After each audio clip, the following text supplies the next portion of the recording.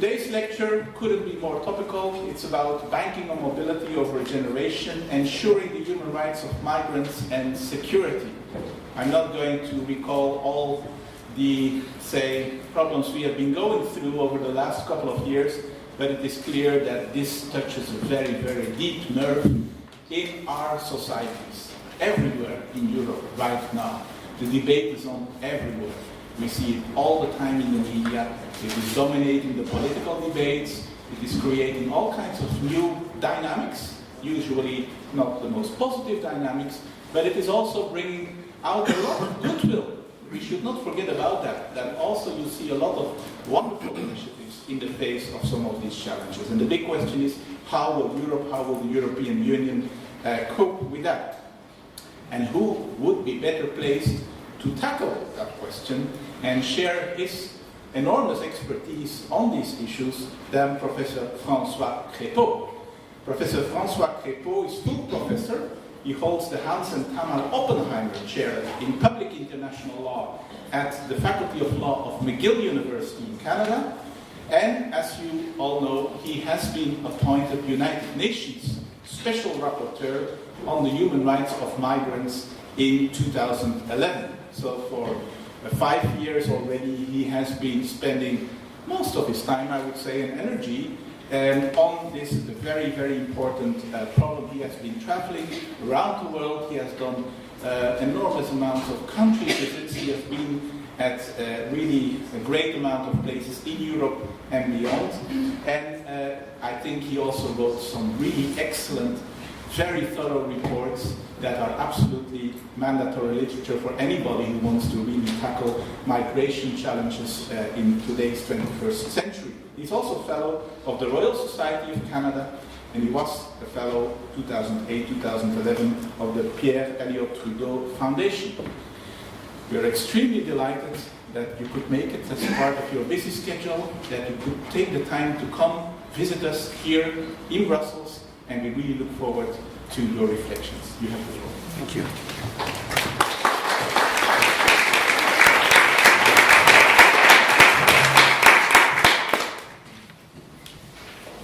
Excellencies, ladies and gentlemen, thank you very much. Many thanks to Jan for the very kind introduction. Please don't tell my dean that I'm spending most of my time on the rapporteurship because he won't like it.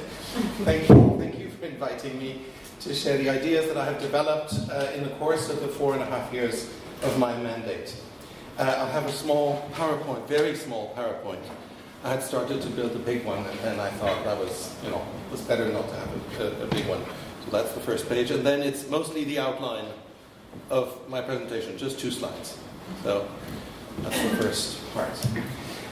In June 2013, I presented to the UN Human Rights Council a report entitled "The Management of the External Borders of the European Union and its Impact on the Human Rights of Migrants," which had been written after having visited Albania, Tunisia, Turkey, Italy, Greece, and the EU institutions in Brussels and in Vienna, where I know that there are a few people in the room whom I've met on that occasion.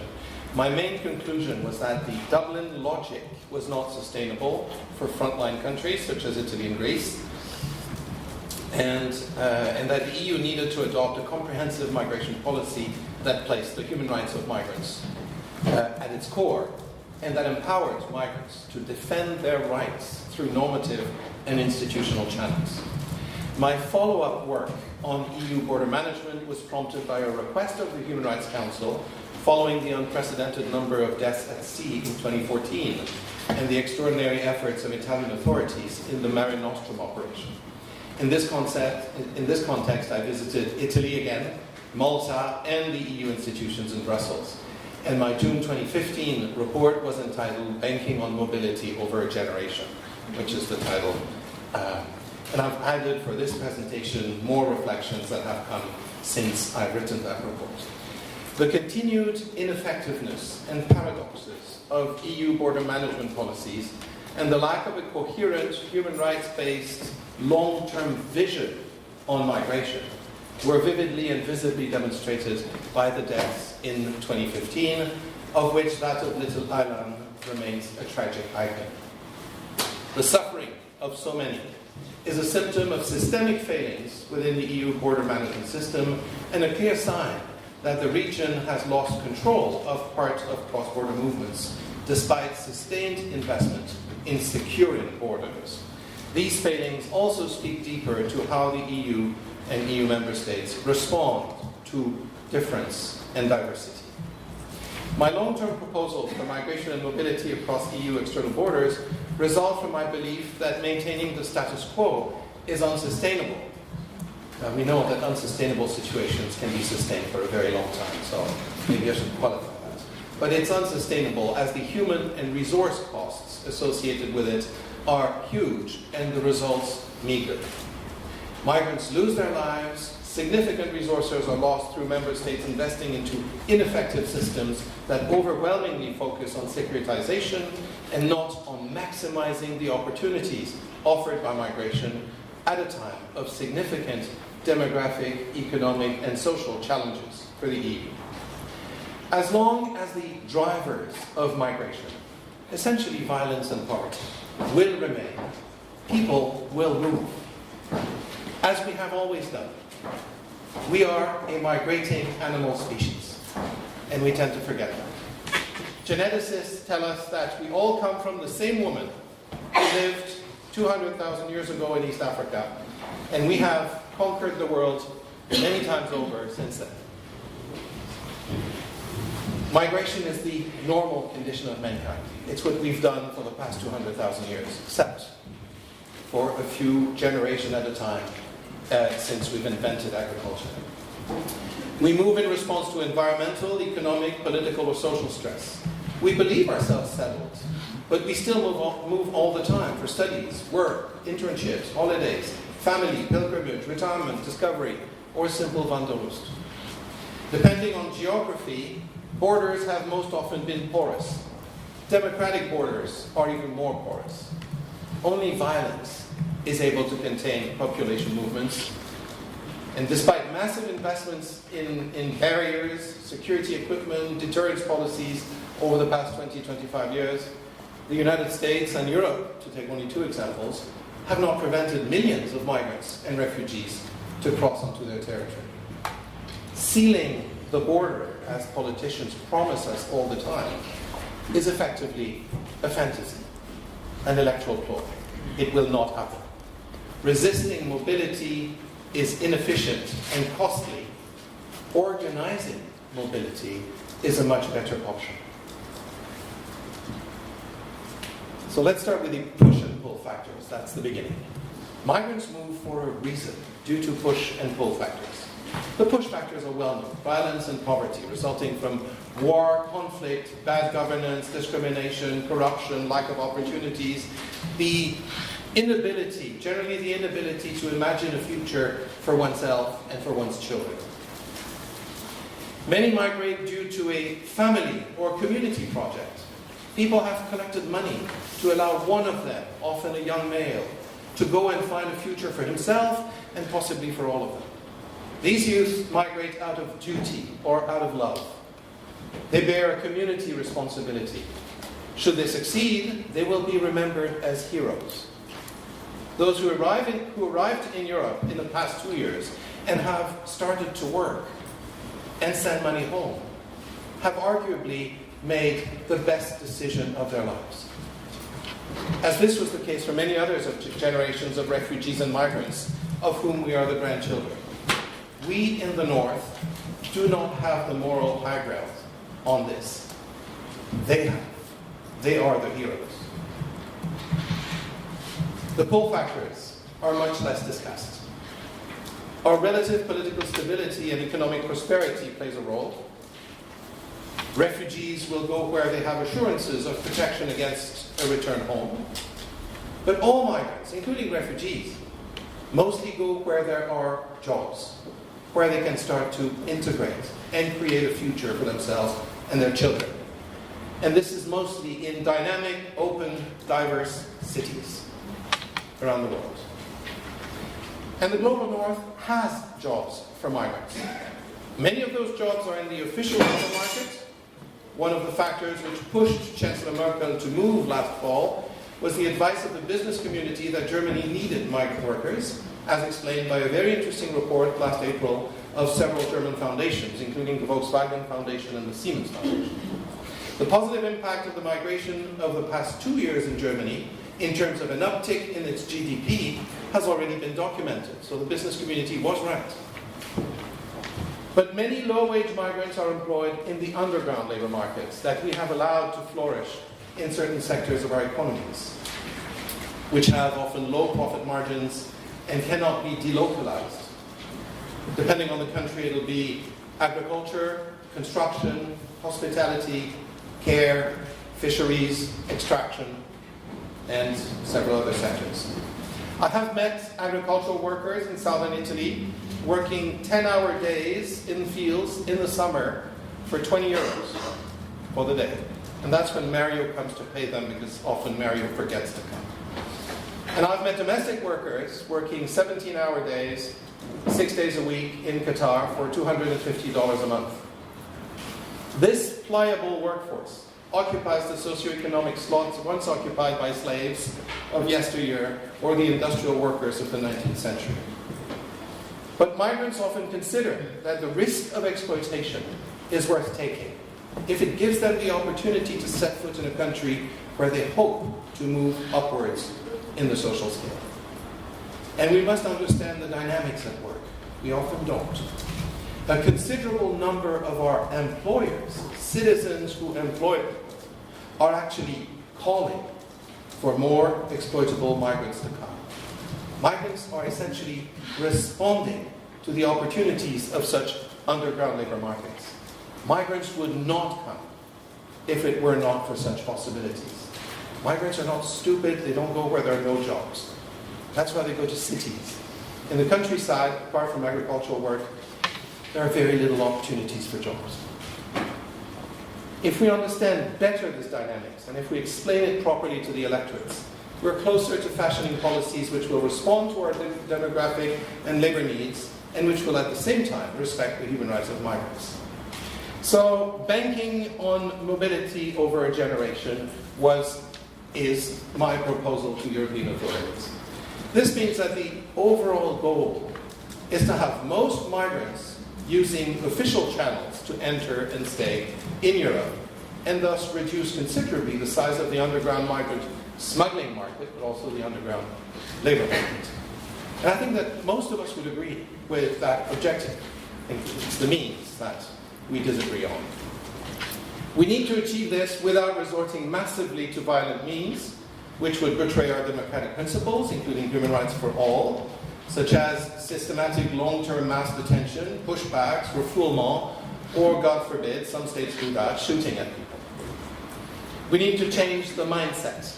EU member states must first accept that migrants will come, no matter what, because employers need them. The push and pull factors are there, and we are not doing anything about them, or very little. Within our countries, within the EU, such push and pull factors create population movements. When the labor market dries up in Madrid, many young Spaniards move to Barcelona, within Spain, Frankfurt, within Schengen, London, within the EU outside Schengen, or Switzerland, within Schengen outside the EU, or Montreal, outside everything. And we're all the better for it, despite what some politicians are saying. After the 2005 EU enlargement, 1.5 million Central Europeans came to the UK and Ireland who had kept their borders open. And they made a great economic contribution. You couldn't have a beer in Ireland without it being served with a Slovakian or Latvian accent. That was great. And when the crisis struck in 2009-2010, 1 million of them left with transferable skills, including good English, and keeping the unemployment figures relatively flat. What else is better? This is exactly what we want. We want it between Madrid and Barcelona, between Montreal and Calgary. We want it inside the EU, and the dynamics is not different with the rest of the world. This was also for many decades the movement across the Mexican-American border.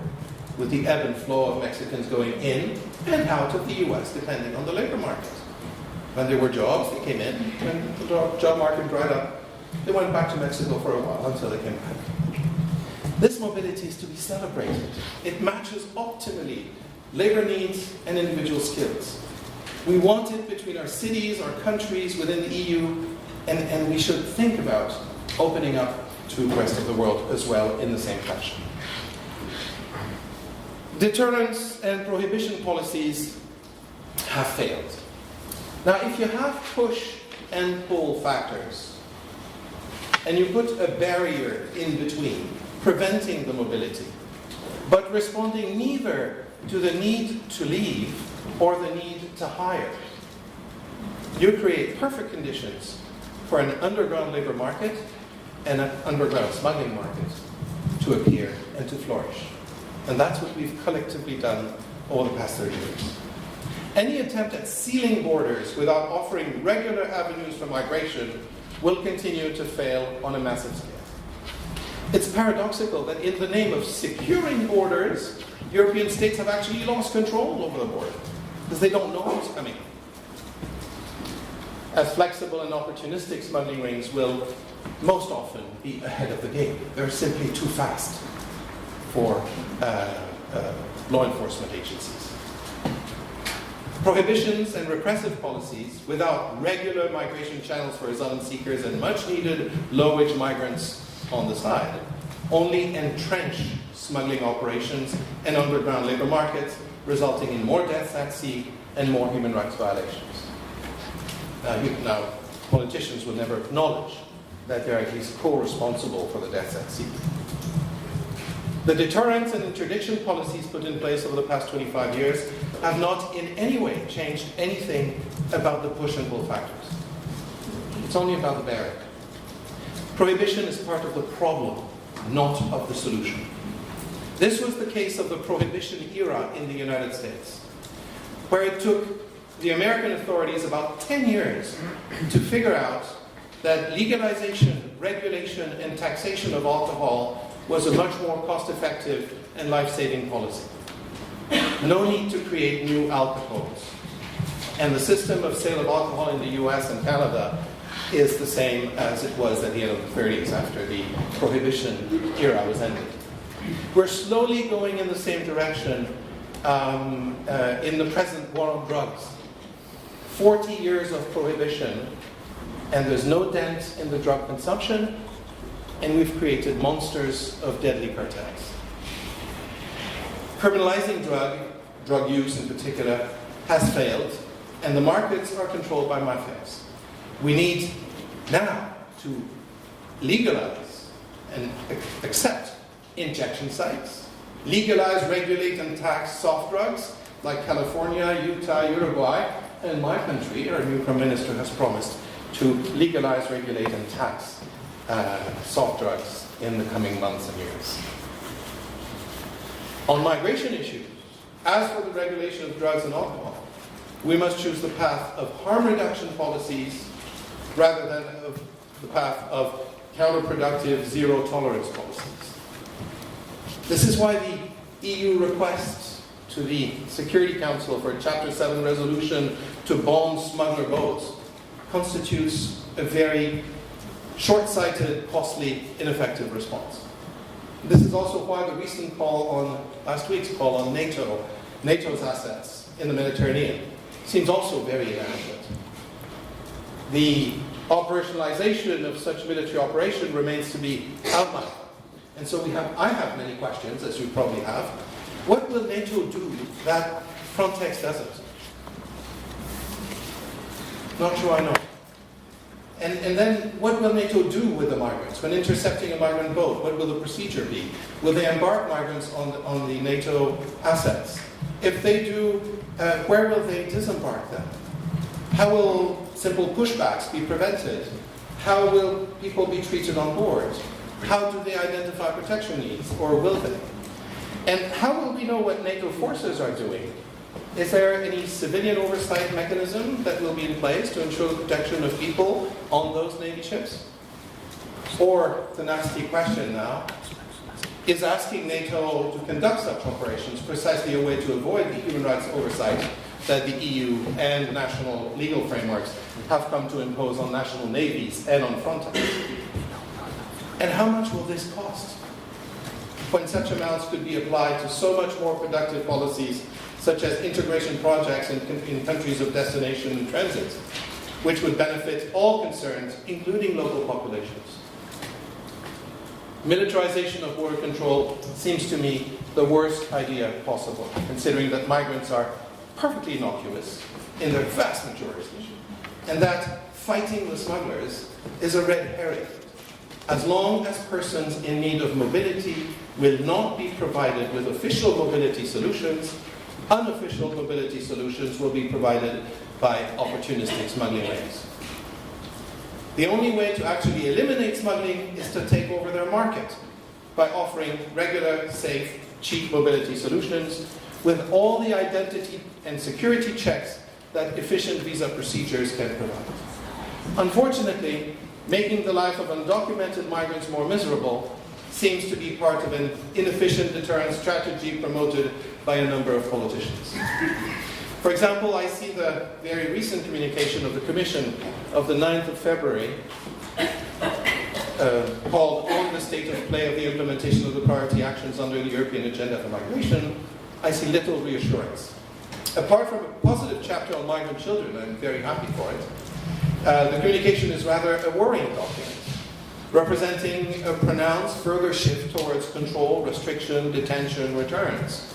The further restrictive shift is remarkable in comparison with the tone of the European Agenda of 2015, which was a much more interesting document. Most of the communication is about deterrence, and the accompanying recommendation to reinstate Dublin returns to Greece doesn't help. All is about short-term tactical advantages. There doesn't seem to exist any long-term strategic vision of how the EU should capitalize on mobility and diversity. Externalization won't work. Let's be provocative here a bit. Turkey didn't have an immigration problem. Migrants came from the east, exited from the west. And in between, they worked very discreetly, trying to earn the money to pay for the next leg of the migration journey.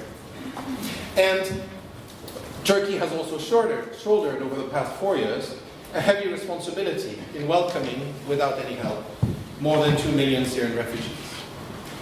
Yet, Europe wants Turkey to create for itself an immigration problem and start arresting, detaining, and deporting hundreds of thousands of migrants.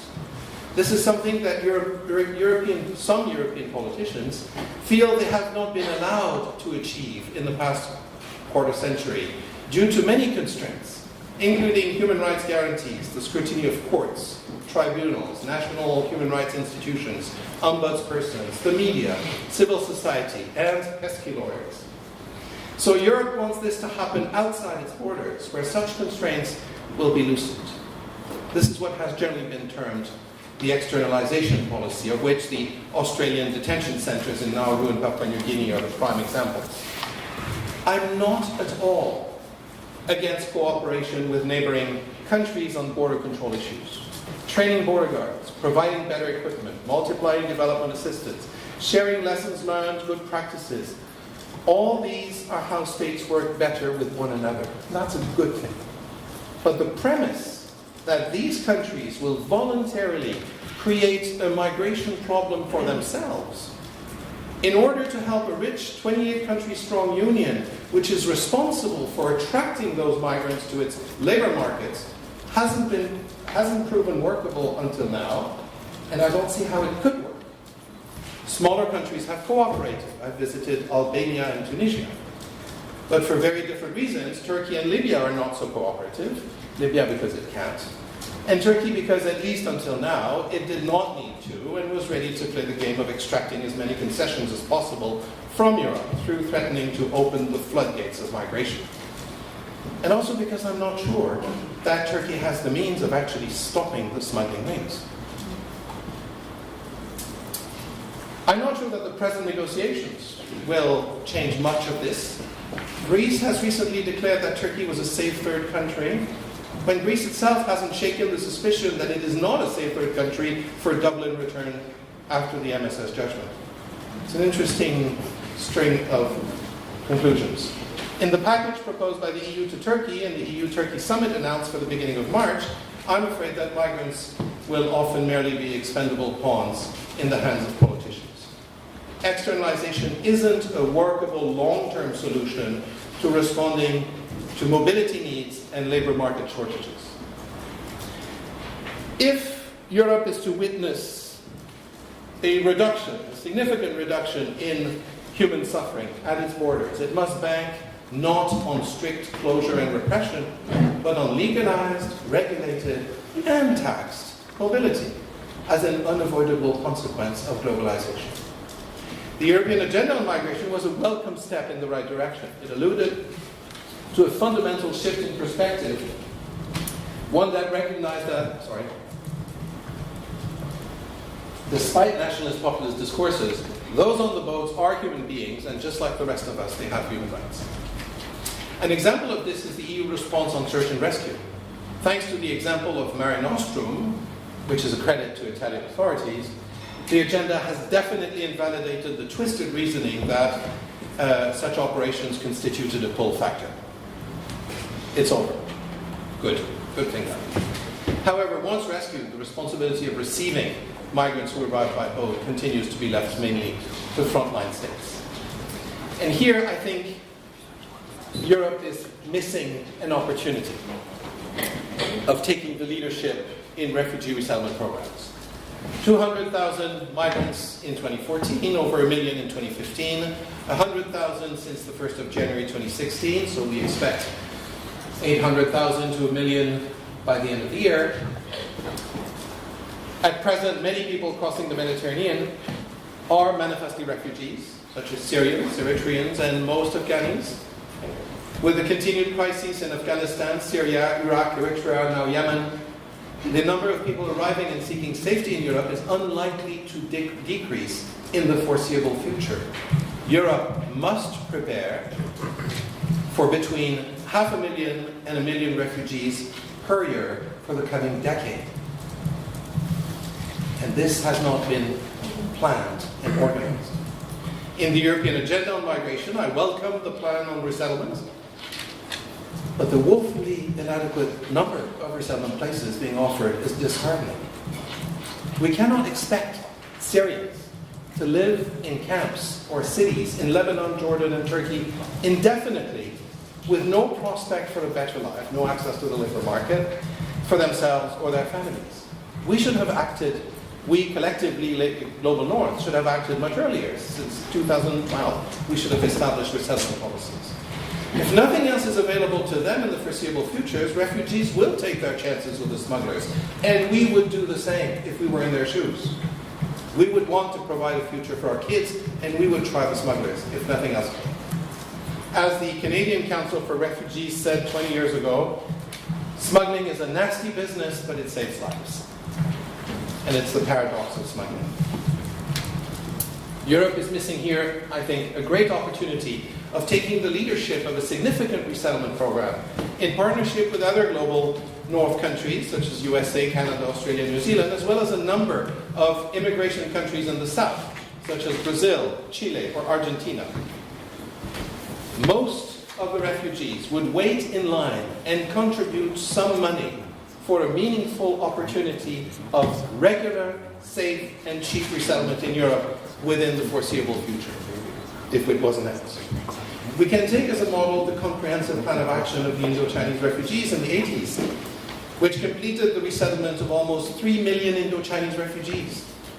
We did it almost 40 years ago. We can do it again. I suggest that Europe could resettle from Turkey, Jordan, and Lebanon up to 3 million refugees over 6 years, with the help of UNHCR and civil society, according to priority criteria. 500,000 refugees per year, distributed among 28 countries representing almost 500 million inhabitants, makes for very acceptable annual numbers for each country. If we use only the population as a distribution key, and I agree we should have a more sophisticated distribution key, the numbers are reduced. 80,000 for Germany, not 800,000, 80,000 for Germany. 60,000 for the UK and France, 10,000 for Belgium, 8,000 for Austria, which received 90,000 last year, 7,000 for Switzerland, every year for 6 years. With the help of other countries from the global north and the global south, the numbers could be reduced or the timelines could be shortened, accelerated. Unfortunately, we see many EU states continuing to debate whether or not they can take 100 asylum seekers.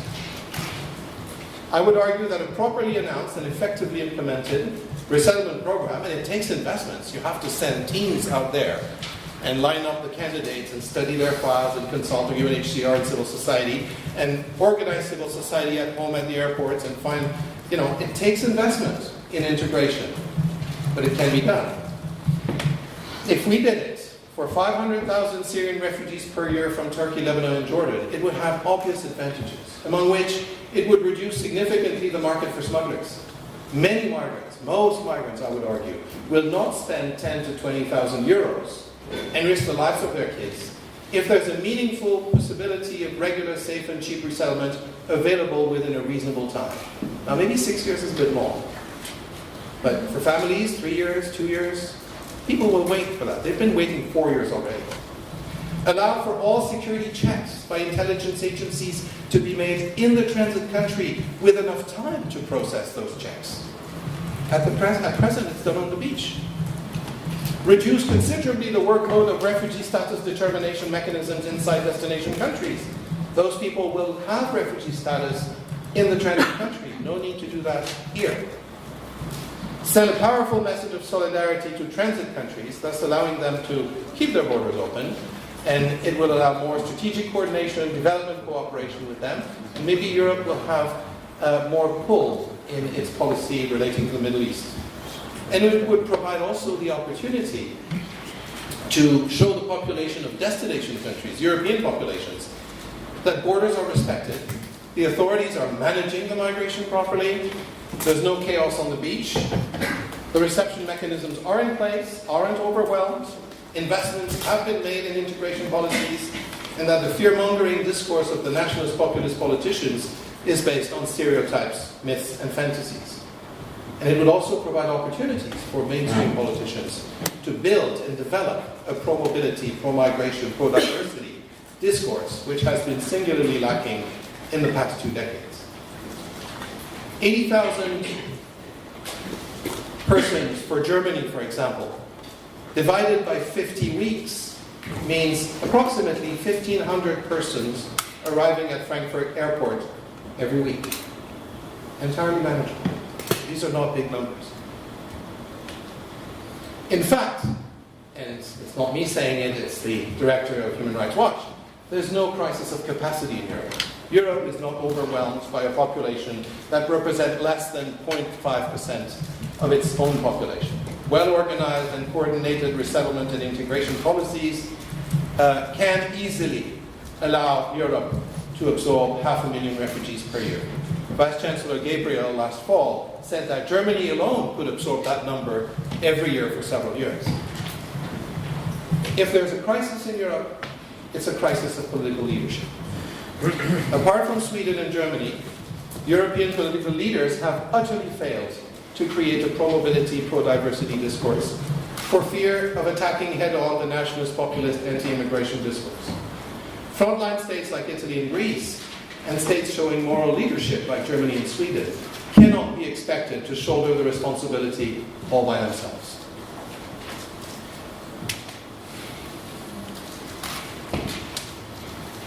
We have to take stock of the collapse of the Dublin logic and bank on mobility for asylum seekers.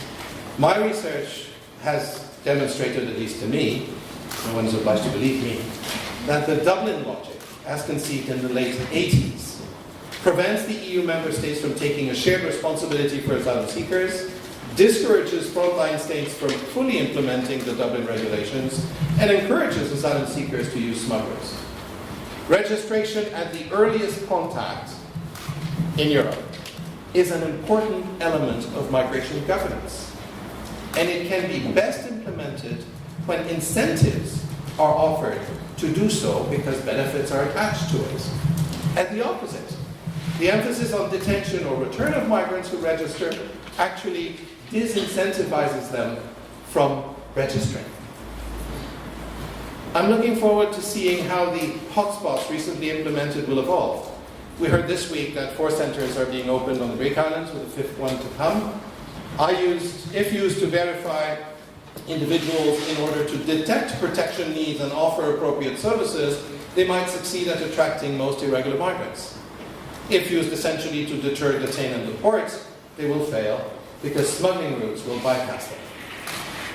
Quoting a recent report, and when I say recent, I mean this month, by Violeta Moreno-Lax of Queen Mary University of London, and I quote about the hotspots, observers in Italy denounce a chaotic situation of arbitrary distinctions being forced on voluntary migrants through questionable methods, including physical force to obtain fingerprints, administrative detention without judicial oversight, zero information, limited access to UNHCR and other organizations, access which is granted only after the screening interviews, lack of protection safeguards, and summary and possibly collective expulsions.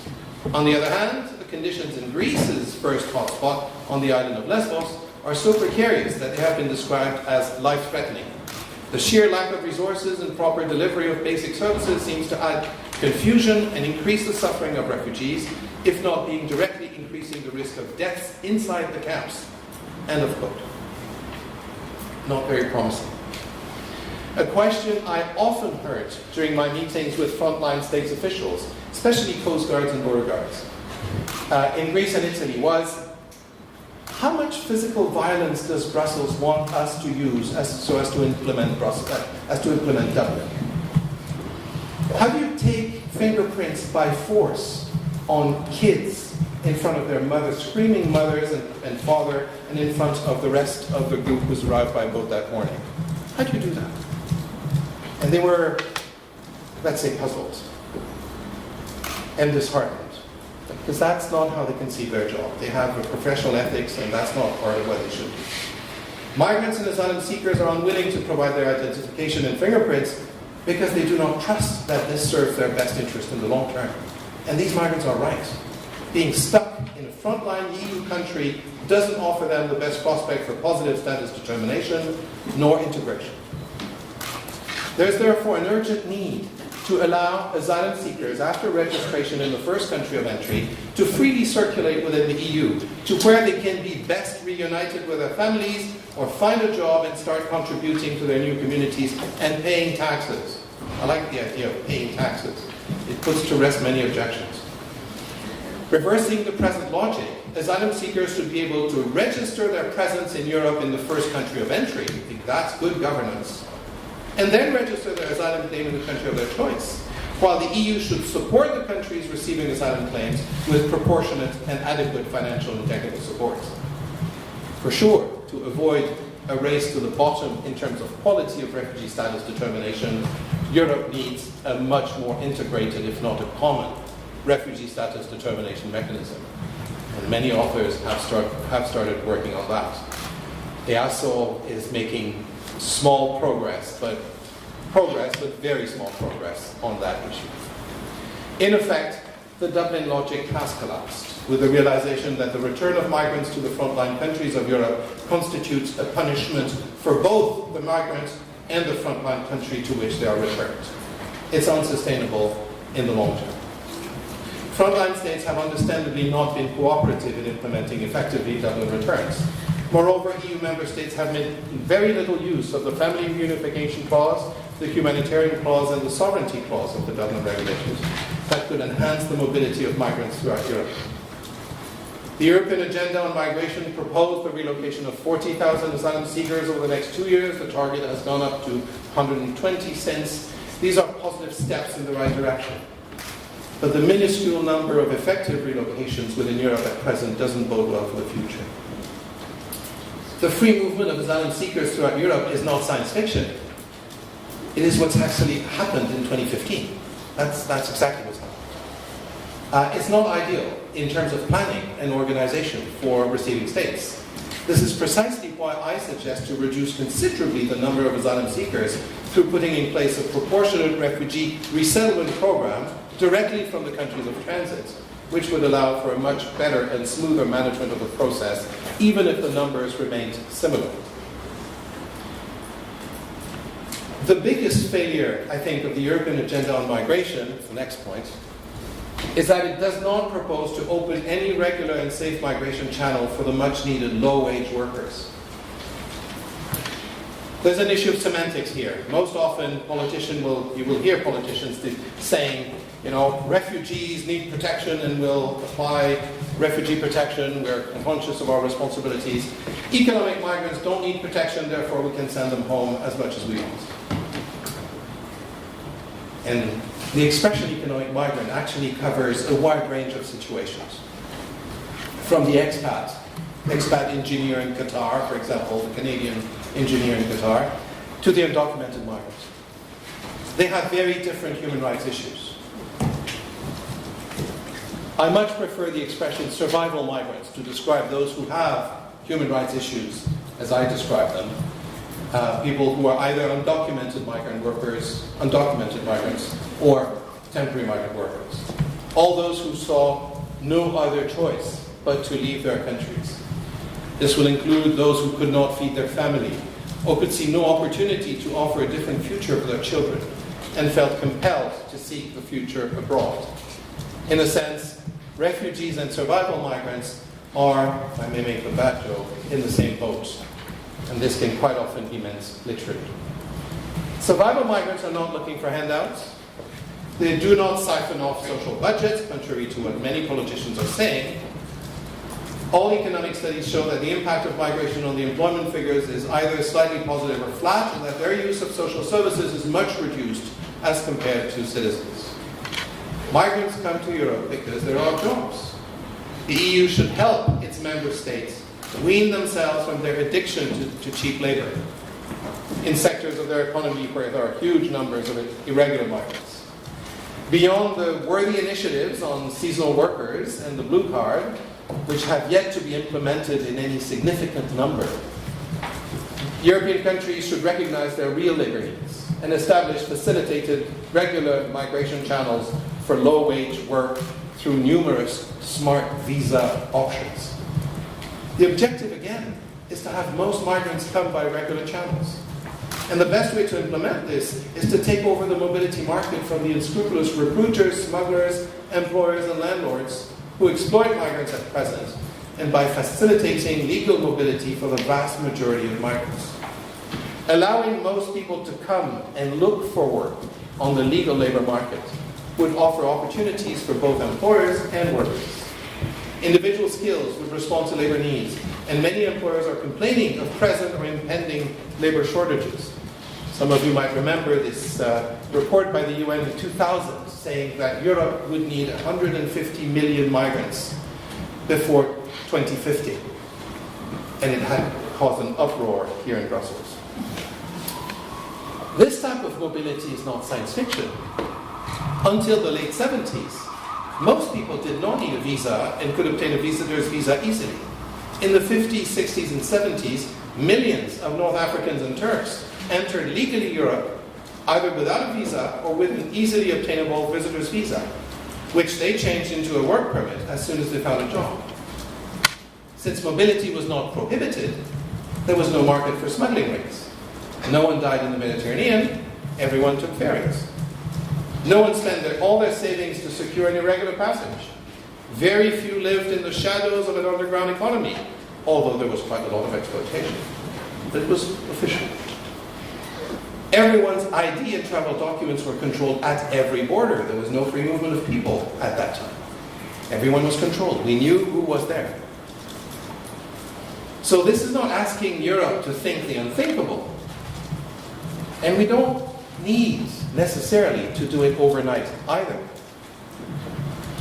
We should, however, set ourselves the goal of achieving this within a generation, say 10, 15 years, through the progressive expansion of visa liberalization, visa facilitation regimes, cooperation, interconnection of free movement of persons, zones. In the short term, we could create smart visas for people who would be allowed to come and look for work, with incentives to respect the conditions of the visa. For example, we could have special visas to come and look for work, which would allow people to stay for 3 months every year for 5 years, or 4 months, for 5 years, renewable. If they found a job, the idea is to turn this into a work permit within days, quickly. If not, they would have to decide at the end of the 3 or 4 months whether to stay irregularly in the country with all the difficulties that it means and the fact that they would forfeit their visa, or to return home, increase their qualifications, and come back next year. The idea of being able to come back is a good incentive for respecting the conditions of the visa. Practical, unfettered mobility for most would ensure that most people who manage to come would not stay irregularly for fear of not being able to return at a later stage, a phenomenon which has been well documented for the Mexicans who have been staying unemployed in the US in recent years for fear of not being able to re-enter the US in case they went back to Mexico. If you put a barrier, you prevent people from leaving as well, not simply from entering. Again, the idea is not to diminish border controls. On the contrary, it is to increase them and make them more effective. By offering most foreigners easy access to appropriate travel documents, such as refugee status and resettlement visa in countries of transit, or visitor's visa from the country of origin, we would incentivize them to come to the border guard to check their papers. And we would be able to control the identity of the vast majority of incoming foreigners. This would allow states to concentrate their deterrence and intelligence efforts on the minute percentage of foreigners who really need to be identified for exclusion. With appropriate databases, as well as efficient entry-exit controls, we would provide our security agencies with the tools they need to identify whom they need to identify for security purposes. If resettlement programs have been implemented, the number of spontaneous arrivals, as it's often called, at the border will have been considerably reduced. And security agencies will find their work at physical borders much simplified. It won't be chaos on the beach, as has been the case in the past years, and the need for hotspot mechanisms will be reduced to a minimum. But there's a condition to that, which is reducing the underground labor markets. Underground labor markets serve as a considerable pull factor for undocumented migration, thus serving the interests of the lenders, recruiters, smugglers, employers, and landlords who prey on the migrants. Migrants believe, often rightly, that they can survive in the shadows, that they will still be able to send some money home, that irregularity in Europe is better than nothing at home or nothing in a country of transit. If Europe wants those migrant workers to come through the front door with appropriate legal documentation, it must dramatically reduce the underground labor markets that incites them to become irregular and provides them with just enough to survive. We need, everywhere in the global north, it's not a European issue in particular, it's true in North America, it's true everywhere. We need to recognize our real labor needs and accept the increased cost of making legal those underground labor markets. We need a sharp increase in the effectiveness of labor inspections for ensuring the respect of labor conditions in favor of all workers, whatever their status. We need a real effort in the repression of unscrupulous, exploitative employers, inter alia in Europe, through the effective implementation of the EU Employer Sanction Directive, which, from what I know, is gathering dust on a shelf somewhere. We must not sanction the irregular migrants themselves. That's totally counterproductive. Migrants come because employers offered them jobs. If employers stop offering jobs, migrants will not come irregularly, as it won't be possible to survive in the shadows anymore. Sanctioning migrants actually drives them further underground, increases their precariousness, and enhances the hold that recruiters, lenders, smugglers, employers, and landlords have over them. It increases the underground nature of those labor markets. To the contrary, we should empower the migrants to denounce exploitation. So fighting unscrupulous employers, reducing underground labor markets will take political courage and commitment, because politicians will face the joint pressure of businesses whose profit margin depends on the exploitation of cheap labor. Think farms. The rural MPs will not like that type of policy. and also of the consumers, who will be us, who will be forced to pay more, sometimes a lot more, for the goods they want to buy, especially in agriculture and construction. I would imagine that the Italian tomato in September will cost a lot more than what it does at present. The winning combination of reduced underground labor markets and more regular, safe and cheap mobility options to come and look for a job would reduce considerably smuggling activities and deaths at sea, while offering employers the individual skills that would match their labor needs on the level playing field of an open and regular labor market. The problem we have is that migrants are not represented. Electoral democracies don't know how to represent migrants. Human rights struggles have been won on the claim to equal citizenship. Industrial workers, women, Aboriginals in my country, detainees, gays and lesbians, know that when they started organizing, their voice carried because their vote could punish or reward politicians. Politicians paid attention, changed their language, their behavior, their conceptions, except Donald Trump, in turn changing the perceptions of the electorate. This is not happening for migrants, and it will not happen in the near future.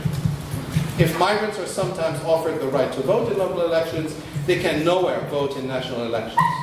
The right to vote and be elected is reserved, even in international human rights law, to citizens. In electoral democracies, politicians govern themselves according to electoral incentives. Let's not be dismissive of the system. It's the best system we've ever invented to govern ourselves.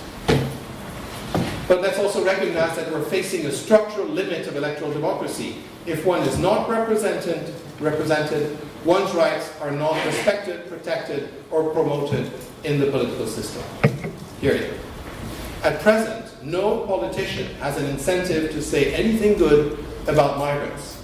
Nationalist populist politicians continue to say that migrants steal jobs, create insecurity, change our values, all assertions which have been proven wrong by social sciences over the last 30 years. And they do it with total impunity, since mainstream politicians are not taking the electoral risk of picking a fight in favor of persons who are politically non-existent.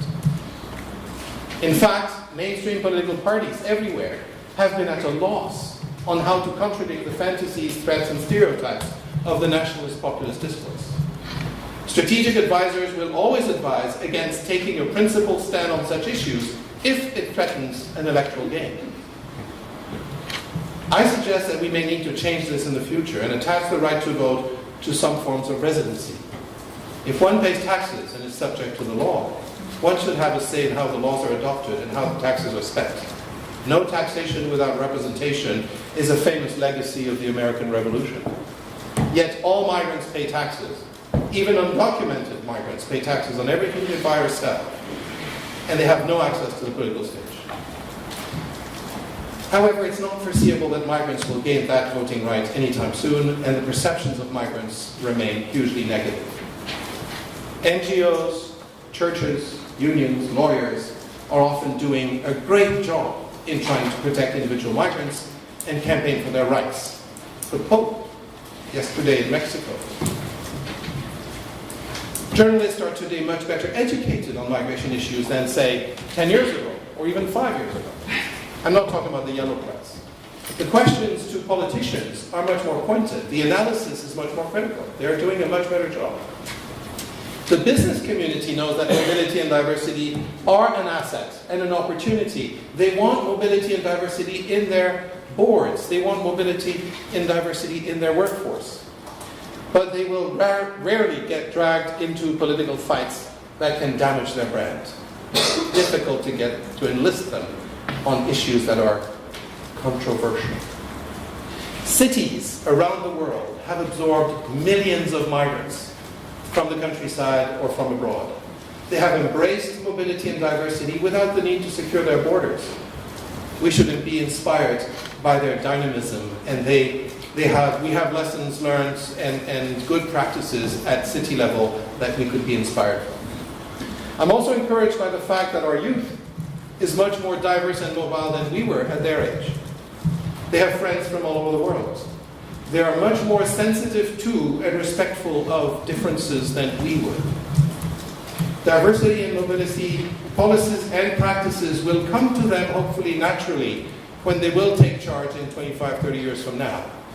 I would just hope the process can be accelerated. I'd like to see it. I don't mean to say that there are easy solutions. Mobility and diversity create complex issues which require sophisticated policies, long-term investments, nuanced discourses. Until now, with few exceptions, we've been treated with neither. When we urgently need strong integration policies, efficient equality and anti-discrimination mechanisms, a good fight against hate speech, access to justice for all, and the promotion of diversity at all levels, in order to ensure that migrants become active citizens with a small c or a big C, as anyone else. But we're still missing the mark by a considerable margin for a lack of a credible political relay. We haven't yet found the way to provide mainstream politicians, left and right, with the conceptual tools they need to win elections with a pro-mobility, pro-diversity discourse. I'm often told that I present a utopian solution that will never be accepted. I recognize the resistance, but I would argue that the utopia is on the side of those who proclaim that migration can be stopped, that there is a technical solution to such issues, that we can deport millions of migrants and seal the borders. They have failed to do so in the past quarter century, and they have given us no reason to believe that they will succeed in the next quarter century. Unfortunately, as we know, the anti-immigration discourse is not based on facts, but on manipulated emotional perceptions. The road ahead. Politicians around the world are starting to recognize the importance of mobility, of the mobility and diversity challenge. And we have ahead of us a series of meetings which might be opportunities for changing the terms of the debate and help European politicians make principled choices. There will be constant European summits in the coming months, including the one which is happening now in Brussels and the summit with Turkey in March, etc. But at global level, I see 6 moments in the coming months where debates could inspire different policies. First, on the 30th of March, there is a UNHCR high-level meeting on global responsibility sharing through pathways for admission of Syrian refugees. That's the title. In Geneva. Its objective is to generate pledges for resettlement and for other regular pathways to protection for Syrians, such as humanitarian or labor or student or family visas, as well as family reunification and private sponsorship of resettlement. The meeting will showcase innovative initiatives that have been developed to provide pathways for the safe and dignified admission of Syrian refugees. Could inspire some politicians. On the 4th, 5th, and 6th of April, a forum called Forum on New Approaches to Protracted Forced Displacement is convened in London by the World Bank, UNHCR, and the UK Department for International Development, DFID. Its objective is to build agreement among key stakeholders on the principles for a new approach to the challenge of protracted displacement and put in place pilot projects to test this approach. Maybe ideas. On the 6th and 7th of April, the European Commission and the European Economic and Social Committee are convening here in Brussels a European Migration Forum to serve as a, quote, platform for dialogue between civil society and the European institutions on issues relating to migration, asylum, and integration of third country nationals, end of quote. On the 23rd and 24th of May in Istanbul, OCHA, the Office for the Coordination of Humanitarian Affairs at the UN, is convening a World Humanitarian Summit following a call to action by UN Secretary General Ban Ki-moon to reduce human loss and suffering from crises and to reshape the global humanitarian agenda. Refugees and displaced persons will have prominence in this agenda. And on the 19th of September in New York, at the General Assembly of the UN, 2 meetings will take place the same day. First, the high-level, a meeting of the General Assembly itself, called the High-Level Plenary Meeting on Addressing Large Movements of Refugees and Migrants, will aim at reaching a new global agreement. No one knows what it means, but it's encouraging. On responsibility sharing in the context of refugee and vulnerable migrants. A Secretary General report due in May will make recommendations on how to address large-scale movements of migrants and refugees. And the same day, at the General Assembly in New York, President Obama is hosting a summit on the global refugee crisis in order to secure new commitments and sustained support for UN humanitarian appeals, greater opportunities for resettlement, expanded opportunities for refugee self-reliance through access to education, legal employment, and other measures. And it will be a pay-and-play system, meaning that only states who pledge can come to the meeting.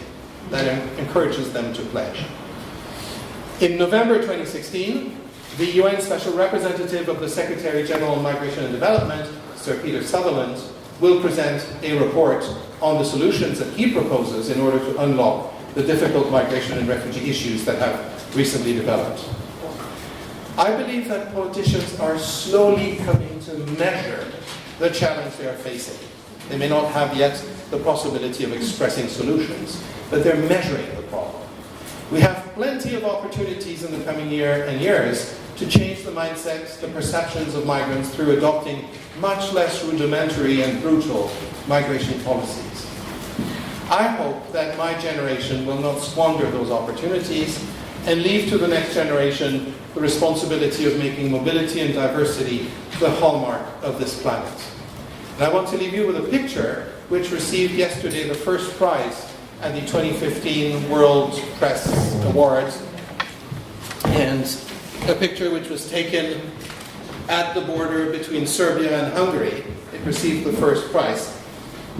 This is the image that Europe is projecting. Is this the image that Europe wants to project? I thank you for your kind attention, and I welcome the questions.